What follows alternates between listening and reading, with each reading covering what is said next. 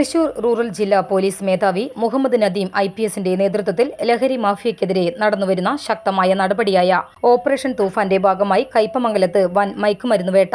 മാരക മയക്കുമരുന്നായ 2.5 കിലോയോളം ഹാഷിഷ് ഓയിലുമായി കുപ്രസിദ്ധ ഗുണ്ട കാളമുറി പടിഞ്ഞാറ് പഴൂപ്പറമ്പിൽ വീട്ടിൽ അർജുൻ തമ്പി എന്നയാളെ കയ്പമംഗലം പോലീസും ഡാൻസ് ഓഫ് സംഘവും ചേർന്ന് പിടികൂടി. 2026 ജൂൺ 25-ാം തീയതി വൈകിട്ടോടെ പ്രതിയുടെ കാളമുറിയിലുള്ള വീട്ടിൽ പോലീസ് നടത്തിയ മിന്നൽ പരിശോധനയിലാണ് ലഹരിമരുന്ന് ശേഖരം കണ്ടെടുത്തത്.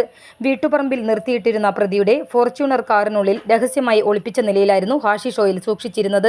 അന്താരാഷ്ട്ര വിപണിയിൽ 2.5 കോടിയോളം രൂപ വിലമതിക്കുന്ന മാരക ലഹരി വസ്തുവാണിത്.